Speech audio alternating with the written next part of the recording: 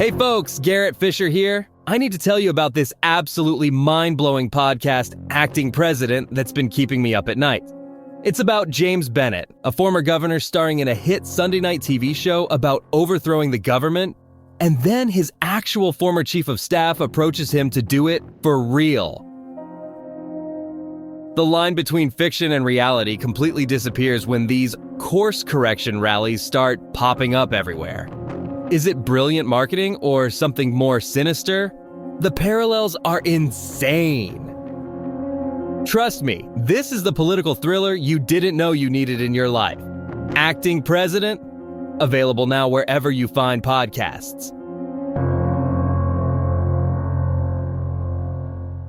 Hi, I'm Richard Karn, and you may have seen me on TV talking about the world's #1 expandable garden hose. Well, the brand new Pocket Hose Copperhead with Pocket Pivot is here, and it's a total game changer. Old-fashioned hoses get kinks and creases at the spigot, but the Copperhead's Pocket Pivot swivels 360 degrees for full water flow and freedom to water with ease all around your home. When you're all done, this rust-proof anti-burst hose shrinks back down to pocket size for effortless handling and tidy storage. Plus, your super light and ultra-durable Pocket Hose Copperhead is backed with a 10-year warranty. What could be better than that? I'll tell you what, an exciting radio-exclusive offer just for you. For a limited time, you can get a free Pocket Pivot and their 10-pattern sprayer with the purchase of any size Copperhead hose. Just text WATER to 64,000. That's WATER to 64,000 for your 2 free gifts with purchase. WATER to 64,000. By texting 64,000, you agree to receive recurring automated marketing messages from Pocket Hose. Message and data rates may apply. No purchase required. Terms apply. Available at pockethose.com/terms. Calaroga Shark Media. From Washington, D.C., where we never promised you a rose garden, this is Ballot. That's right, and Fort Hitler? That's just named after James Hitler from New Jersey. Let's hit this. Trump is paving over the Rose Garden. The Rose Garden, one of the most iconic spots in American politics, and Trump's solution is concrete.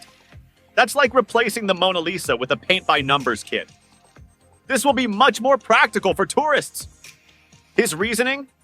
The grass is always wet and an inconvenience for women in high heels. So we're redesigning 200 years of White House history because someone might get their shoes muddy. That's like tearing down the Lincoln Memorial because it doesn't have enough parking spaces.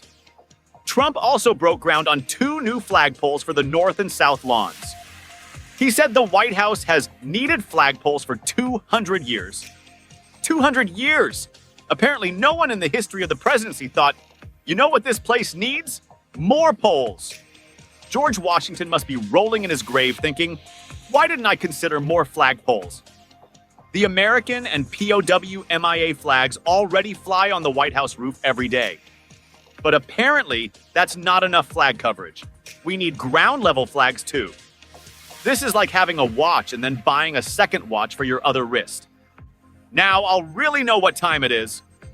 Trump walked over to a bulldozer after getting off Marine One to ceremonially break ground. A bulldozer on the White House lawn. That's like using a chainsaw to carve a turkey. Technically, it'll work. The flagpoles are being paid for by Trump, he announced. How generous. The billionaire president is personally funding flagpoles. That's like Jeff Bezos announcing he's buying his own paper clips. We're supposed to be impressed by this act of patriotic charity. The Rose Garden project will take about 2 months to complete, finishing in August. 2 months to pave over grass. I've seen roadwork projects take longer, but at least those serve a purpose beyond presidential shoe concerns. Trump has also added new artwork of himself to the walls and gold-toned flourishes to the Oval Office. Gold flourishes! Because nothing says man of the people like redecorating your office in precious metals. What's next? Diamond doorknobs? Platinum light switches? He's also planning to add a ballroom, which he described as compliments of a man known as Donald J. Trump. A man known as Donald J. Trump. He's referring to himself in the third person like a wrestling announcer. In this corner, weighing in at presidential ego, a man known as Donald J. Trump. On social media, Trump said the ballroom will be a wonderful addition and an example of the fun projects I do while thinking about the world economy, the United States, China, Russia, and lots of other countries, places, and events. Fun projects. Like multitasking, but with international diplomacy and interior decorating. I'll solve world peace right after I pick out these curtains. National Park Service employees started the work on Monday. The National Park Service. These are the people who maintain our national treasures. And now they're running a presidential home improvement show. Today, on this old White House, we're going to show you how to destroy historical landscaping. The limestone border that Melania Trump had added during her Rose Garden renovation in the first term has already been removed in some places. So they're undoing previous Trump family renovations to do new Trump family renovations. That's like remodeling your remodel. Honey, I changed my mind about the kitchen again. Reporters noticed the construction when they were taken to the South Lawn to wait for Trump's helicopter. Nothing says transparent government like reporters accidentally discovering your landscaping projects. Oh, this? We're just completely changing the most famous garden in America. No big deal. The White House officials spoke anonymously because they weren't authorized to discuss changes to the executive mansion. They need permission to talk about flagpoles. That's like needing security clearance to discuss the cafeteria menu. So Donald Trump is finally getting his military parade, and the timing couldn't be more perfect. The president's 79th birthday falls on the same day as the new Pope's celebration in Chicago. What are the odds? Defense Department sources are telling the Daily Mail that the White House desperately wants more people watching Trump's parade than celebrating Pope Leo XIV's ascendancy. The Vatican says it's just a coincidence that they picked June 14th, claiming they scheduled it for the nearest Saturday when the Chicago White Sox weren't playing. Sure, and I just happened to wear my lucky socks to every comedy show. The Pope won't even be there. He's participating remotely from Rome with a video message. Meanwhile, Trump gets 6,600 soldiers, 150 vehicles, and 50 helicopters. The Pope gets a Zoom call. 2 Pentagon insiders told the Daily Mail they're quietly rooting for Team Pope. One actually said, "Lots of us in the building are rooting for Team Pope." That's like saying your own wedding planner is hoping the other bride's reception goes better. Trump's been obsessed with military parades ever since he saw France's Bastille Day celebration in 2017. He wanted something bigger than what they had on the Champs-Élysées. And when Trump says he wants something bigger, he means it. This is a man who once claimed his inauguration had the largest crowd in history when it demonstrably did not. Back in 2018, Trump tried to plan a parade that would cost $92 million. Defense Department staffers allegedly started calling it the Trumpin' Parade, a play on the German word for military march, specifically referring to the one staged for Hitler's 50th birthday. Trump canceled that parade when Congress and the public mocked the price tag. But persistence pays off. Trump allegedly picked Pete Hegseth as defense secretary specifically because he'd be less likely to push back on the parade idea. Hegseth calls it the biggest and most beautiful military parade in our nation's history. Most beautiful? What's he judging? A pageant? And representing the Bradley fighting vehicles, Miss Artillery? The current parade has a more modest price tag of $45 million. Trump called this peanuts compared to the value of doing it. $45 million is peanuts? I want to shop wherever Trump buys his peanuts. Army paratroopers will jump from aircraft to hand Trump an American flag for his birthday. That's right. Our elite military forces are now Amazon delivery drivers for presidential birthday gifts. Meanwhile, tickets to the Pope's event sold out immediately at $5 each. $5. For comparison, it costs $45 million to watch Trump's parade, which breaks down to about $6,800 per soldier if you're keeping track. The internet is organizing something called 50-0501. 50 protests, 50 states, one movement, planning a national day of defiance to upstage Trump's parade. Their slogan is, "Say no thrones, no crowns, no kings." Apparently, someone forgot to tell them we already had that conversation in 1776. One Pentagon source summed it up perfectly. Nobody enlists to march in a parade, especially on the president's birthday.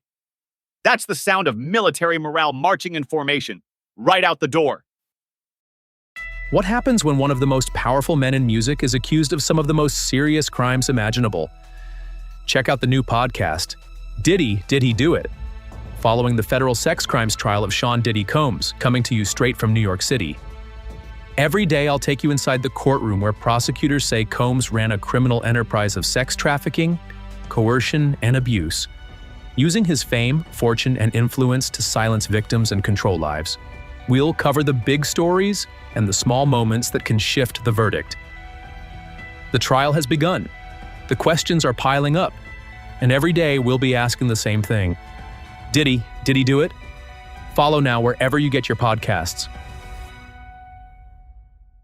Hi, I'm Richard Karn, and you may have seen me on TV talking about the world's #1 expandable garden hose. Well, the brand new Pocket Hose Copperhead with Pocket Pivot is here, and it's a total game changer. Old-fashioned hoses get kinks and creases at the spigot, but the Copperhead's Pocket Pivot swivels 360 degrees for full water flow and freedom to water with ease all around your home. When you're all done, this rust-proof anti-burst hose shrinks back down to pocket size for effortless handling and tidy storage. Plus, your super light and ultra-durable Pocket Hose Copperhead is backed with a 10-year warranty. What could be better than that? I'll tell you what, an exciting radio-exclusive offer just for you. For a limited time, you can get a free Pocket Pivot and their 10-pattern sprayer with the purchase of any size Copperhead hose. Just text WATER to 64,000. That's WATER to 64,000 for your 2 free gifts with purchase. WATER to 64,000. By texting 64,000, you agree to receive recurring automated marketing messages from Pocket Hose. Message and data rates may apply. No purchase required. Terms apply. Available at pockethose.com/terms. Ready to make a real impact every day?